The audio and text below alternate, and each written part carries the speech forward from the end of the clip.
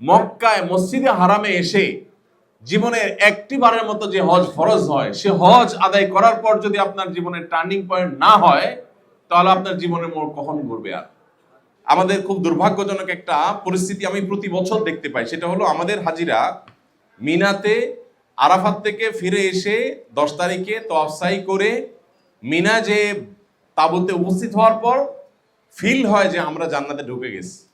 এরপর আর ওই আগের ফিলটা আর পাওয়া যায় না, হাজিদের হয়ে ভাবটা আর পাওয়া যায় না। এরপর আড্ডা ফাড্ডা, গল্প গুজব, তালবিয়া নাই, দোয়া নাই, জিকির নাই, কিচ্ছু নাই। অতএব আমি এখন ফ্রি হয়ে গেছি। তো এখন যারা মক্কায় যে কয়েকদিন আছেন, থাকবেন, আপনাদেরকে শয়তান এখন সবচেয়ে বেশি ব্যস্ত করে রাখবে হলো আড্ডাবাজিতে। তো এই জন্য মেহরবানি করে চ্যালেঞ্জ নেবেন যে আপনি হারাম শরীফে মন ভরে তওয়াফ এবং ইবাদতের সুযোগ এতদিন পান নাই, এখন সুযোগ তৈরি হয়েছে। এখন একটা তওয়াফে যে স্বাদ, যে তৃপ্তি, যে দোয়া আপনি করতে পারবেন, এতদিন সেটা পারেন নাই। কারণ এখন আস্তে আস্তে প্রতিদিনই মানুষ কমবে, বাড়বে না। এবং এই সুযোগটাকে আপনি যদি কাজে লাগাতে না পারেন, তাহলে এর চাইতে দুর্ভাগ্যের জিনিস আর কিছু না। যারা এখানে থাকবেন ইনশাআল্লাহ, দিনে যদি একটা তওয়াফ না হয়, তাহলে আপনি নিজের কাছে নিজেকে অপরাধী মনে করবেন। শরীয়ত আপনার জন্য ফরজ ওয়াজিব করে নাই, কিন্তু নিজের প্রতি নিজে আবশ্যক করে নেবেন যে আমি অবশ্যই একটা তওয়াফ দিনে যেন করতে পারি। সেটা ফজরে হোক, জোহরে হোক, আসরে হোক, মাগরিব হোক, এশায় হোক, তাহাজ্জুদে হোক। তাহাজ্জুদের সময় আপনি যদি তাহাজ্জুদের সময় দোয়া কবুল হয় ভোর রাত, ওই সময় যদি আপনি তওয়াফে থাকেন, তাহলে তওয়াফে দোয়া কবুল হয়। আবার তাহাজ্জুদ এমনি তো পারেন না ভিড়ের কারণে, তখন তো ভিড় কমবে। সো এই সুযোগটা আমরা পরিপূর্ণভাবে কাজে লাগাবার চেষ্টা করবো। আল্লাহ আমাদেরকে তৌফিক দান করুন। আল্লাহ বলছেন কোরআনে যে তোমরা সেই নারীর মতো হইও না যিনি তার প্রফেশনাল অংশ হিসাবে দড়ি পাক দিতে থাকেন সারাদিন পাক দিয়ে বিশাল দড়ি তৈরি করেছেন। তৈরি করার পর দড়িটা কমপ্লিট যখন হয়ে গেল, এখন কাজ হলো দড়িটার মাথায় গিরা দেওয়া। গিরা দিয়ে ফেললে তাহলে পাকগুলো থেকে যাবে। তো তোমরা সেই নারীর মতো হইও না যেই নারী সারাদিন দড়ি পাক দিয়ে গিরা না দিয়ে দড়িটা ছেড়ে দেয়। কথা কি বোঝাতে পারছি? আপনি এখানে আল্লাহ তাআলা যতটুকু তৌফিক দিয়েছেন, টুটাফাটা আমল করেছেন, ভাঙা চূড়া ভুল ভালো মিলিয়ে আপনি আমল করেছেন। এখন আপনার কাজ হলো গিরা দেওয়া, যাতে আমলগুলো নষ্ট না হয়। গিরা কিভাবে হবে? হজটা আমার জীবনে একটা ছাপ ফেলে যেতে হবে। আমার জীবনে যদি ছাপ ফেলে যায়, আমাকে যদি পরিবর্তন করে, আমার ভেতর জগতে যদি পরিবর্তন আসে যে আমি আল্লাহর ঘরে হাজির হয়ে আল্লাহর সাথে তওবা করেছিলাম, আল্লাহ তুমি গুনাহ মাফ করো, আমি এখন থেকে সঠিক পথে চলবো, আমি সেই কথা রক্ষা করার জন্য যদি চেষ্টা করি এবং সেই রুটে আমি থাকতে পারি, তাহলে আমি আমার হজের পর গিরা দিয়ে দিলাম। আর যদি আমি এরপরে আবার যেই লাউ সেই কদু হয়ে গেলাম, তাহলে গিরা আমি পাক দিয়া রশি ছেড়ে দিলাম, আবার আগের মতো হয়ে যাবে। ওই পাকগুলো কোনো কাজে আর লাগবে না। এই জন্য ভাইরা আমার, এখন সময় হলো নিজেকে পরিবর্তন করার জন্য সংকল্প করার। আমি আপনাদের কাছে করজোড় করে বিনতি করি, একজনকে যদি আমি পেতাম, হাতে পায়ে ধরে বলতাম আল্লাহর ওয়াস্তে জীবনের অবশিষ্ট অংশটা আল্লাহকে দিয়ে দেন। আমরা এখানে কেউ ছোট বাচ্চা নই। এখানে যারা আছি আমরা বেশিরভাগ মানুষই 40+ হয়ে গেছি। কিছু ভাইরা আমাদের 2-4 জন মানুষ আছেন, বা 2-4টা আমাদের ছেলে মেয়ে আছে যারা অনেক ছোট বয়সে হয়তো ওরা, আর বাকি সবাই আমরা বয়সে অনেক বড় পরিণত হয়ে গেছি। আমাদের জীবনের ক্রিম টাইম ইতিমধ্যে আমরা পার করে চলে আসছি ভাইরা। ক্রিম টাইম শেষ, যৌবন, তারুণ্য, কৈশোর আমরা পার করে আসছি। এখন মানুষের জীবনের পরিবর্তনের জন্য একটা টার্নিং পয়েন্টের দরকার হয়। প্রিয় ভাই আমার, প্রিয় বোন আমার, মক্কায় মসজিদে হারামে এসে জীবনের একটি বারের মতো যে হজ ফরজ হয়, সে হজ আদায় করার পর যদি আপনার জীবনের টার্নিং পয়েন্ট না হয়, তাহলে আপনার জীবনের মোড় কখন ঘুরবে? আর এরপরে আর কখন ঘোরার জন্য আপনি অপেক্ষা করবেন? আল্লাহ বলেছেন আল্লাম ইয়ানিল্লাযীনা আমানু আন তাখশা কুলুবুহুম লিযিকরিল্লাহ, যারা ঈমান এনেছে তাদের অন্তরটা আল্লাহর ভয়ে বিগলিত হওয়ার সময় কি এখনো আসে নাই? ও ভাই, মক্কায় আসার পর, হজ করার পর বাইতুল্লাহর সামনে দাঁড়িয়ে কি আপনি আল্লাহর সঙ্গে প্রতিশ্রুতি দিয়ে আপনার জীবনের রশির মাথায় গিরা দিয়ে এটাকে ফিক্সড করে ফেলার সময় এখনো আসে নাই? মনে রাখবেন, শয়তান আপনাকে ভুলিয়ে রাখবে যে হজ শেষ হয়ে গেছে, এখন ফেসবুকে ইউটিউবে আবার ডুব দাও, এগেইন কাম ব্যাক করো তুমি আমার সেই জগতে, আবার তুমি ভুলে যাও। প্লিজ নিজেকে পরিবর্তন করার সংকল্প করি। আমাদের প্রত্যেকটা মানুষের পরিবর্তন করার মতো ইস্যু আছে।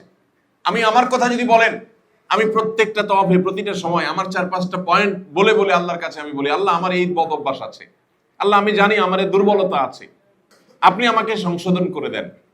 মানুষ বলে স্বভাব চেঞ্জ হয় না, আল্লাহ আপনার কাছে না বলতে কিছু নয়, আপনি সব পারেন। আপনি পাহাড়কে মাটি করতে পারেন, মাটিকে পাহাড় করতে পারেন, সাগরকে শুকাতে পারেন, শুকনা জায়গাকে সাগর বানাতে পারেন। আপনি রাতকে দিন করেন, দিনকে রাত করেন। আপনি মৃত ডিম থেকে জীবন্ত মুরগি বের করেন, আর জীবন্ত মুরগি থেকে মৃত ডিম বের করেন। আল্লাহ, আপনার দ্বারা অসম্ভব বলতে কিছু নাই, আপনি সৃষ্টিকর্তা। বিধায় আমার মতো এই বদভ্যাসের রোগীকে আপনি সম্পূর্ণভাবে পরিবর্তন করতে পারেন। আমি বিশ্বাস করি, আমার সেই ইয়াকিন আছে আপনি করেন সেটা। আল্লাহ, মানুষের তো চাওয়ার বিভিন্ন জায়গা থাকে, অপশন থাকে। এক জায়গায় না পেলে আরেক জায়গায়, ব্যাংকে টাকা নেই তো ধার করতে পারে। আমার তো আর অপশন নাই আল্লাহ, আপনি ছাড়া আর কোনো অপশন নাই। আমাদের আর কোনো রব নাই, আর কোনো আল্লাহ নাই, আর কোনো খোদা নাই। সো আপনাকেই, আপনার কাছ থেকে আমার না পেলে আমি খালি হাতে যেতে হবে। ওয়ালা তারুদ্দানা খায়বিন, আল্লাহ খালি হাতে আমাদেরকে ফিরিয়ে দিবেন না। আল্লাহ, এত কষ্ট করে আসছি, এই আরাফাতে, মিনা, মুজদালিফা, এত হ্যাসেল নিয়েছি আল্লাহ, এত পেরেশানি নিয়েছি, এত রিস্ক নিয়েছি, এত পায়ের ব্যথা, এত কষ্ট, মা বোনদের এই গরমে এই বোরকা মেনটেন করে এত কষ্ট, পুরুষদের মতো করে তাদের মতো করে কষ্ট। আল্লাহ, এত কিছু করেছি, আমি যেন খালি হাতে চলে না যাই। আমি যেন সেই রশি পাক দেওয়া মানুষের রশির গিরা খোলা রেখে ছেড়ে দেওয়ার মতো আবার আসল বা পুরাতন জায়গা ব্যাক করার মতো না হই। ভাইরা আমার, আপনি আল্লাহকে কাবার সামনে তওয়াফের মধ্যে আল্লাহকে বলেন, আল্লাহ আমাকে পরিবর্তন করে দাও, আমি পরিবর্তন হতে চাই, আমার উপার্জনে ভেজাল আছে, আমি আর চাই না, আমি ব্যাক করতে চাই। আল্লাহ, আমার আচরণে ভেজাল আছে, আমার আচরণটা ত্রুটিপূর্ণ, আমি রেগে যাই, আমি বদমেজাজ হই, মুখ খারাপ হয়ে যায়, আমি আমার স্ত্রীর প্রতি খারাপ আচরণ করি, আমার হারাম সম্পর্ক আছে, অবৈধ সম্পর্ক আছে, আমার চরিত্রের মধ্যে ত্রুটি আছে। আল্লাহ, আমি ঠিক হতে চাই বাট হতে পারি না। এমন মানুষ খুব কম আছে। কুল্লু মৌলুদিন ইউলাদু আলাল ফিতরা, নবীজি বলেছেন প্রত্যেকটা মানুষ ফিতরাতের উপরে জন্মগ্রহণ করছে। এমন মানুষ খুব কম আছে যে ভালো হতে চায় না, সবাই ভালো হতে চায়। শয়তান, আমি বারবার যেটা বলি, আষ্টে পৃষ্ঠে আমাকে বেঁধে ফেলেছে। আপনার কোনো প্ল্যান নাই, কিন্তু আপনার জন্য যে শয়তান বরাদ্দ আছে তার প্ল্যান আছে। সে জানে আপনি হজ করতে এসেছেন, সে জানে এখানে এসে আপনার দিলটা বিগলিত হয়েছে, সে জানে এখানে আপনি পরিবর্তন হতে এসেছেন। পরিবর্তন যেন হতে না পারেন তার জন্য তার ছক আছে। আপনি দেশে যাওয়ার সাথে সাথেই ব্যবসা বাণিজ্যের সব উল্টো পাল্টা, অফিসে গিয়ে দেখলেন সব ঝামেলা তৈরি হয়ে গেছে, আপনার মেজাজ বহুত গরম হয়ে যাবে, বহুত ব্যবসা লস হয়ে গেছে। এখন 2 নম্বর পথে যাওয়ার জন্য আপনার মন আকুপাকু করতে থাকবে, খারাপ সঙ্গ আপনি পাবেন, এয়ারপোর্ট থেকে হতে পারে, বিমান থেকে হতে পারে, আরো আগে হতে পারে। আপনার হজকে নষ্ট করার জন্য বহু পরিকল্পনা শয়তান করেছে। দুঃখজনক বিষয় হলো যে আমাদের কোনো পরিকল্পনা নেই। এই জন্য ভাই, আমি আপনাদেরকে এক্সট্রিমলি রিকোয়েস্ট করব, নাম্বার 1, আপনি এখানে তওবা করেন, জীবন পরিবর্তনের তওবা। জীবন পরিবর্তনের তওবা করা যাবে তো ইনশাআল্লাহ? এরপরে স্টেপ নিতে হবে পরবর্তী জীবনে সেই তওবা ধরে রাখার।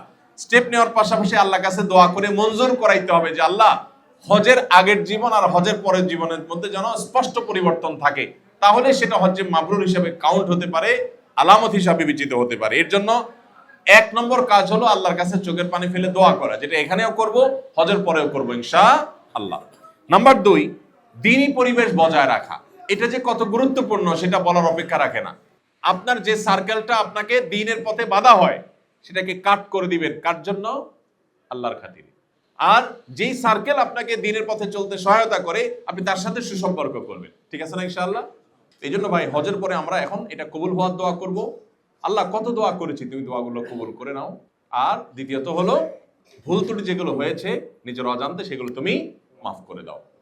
আমি যদিও ভালো কাজ করেছি, যদি আল্লাহ অ্যাকসেপ্ট না করে, এই জন্য তার অন্তর মধ্যে এক ধরনের ভয় নিয়ে তিনি আল্লাহর কাছে বিনয়ী থাকবেন। আমাদের এখন সেই সময়টা যাচ্ছে, আমরা এখন দোয়া করব আল্লাহ যেন কবুল করেন। চেষ্টা করবো তো ইনশাআল্লাহ ভাই?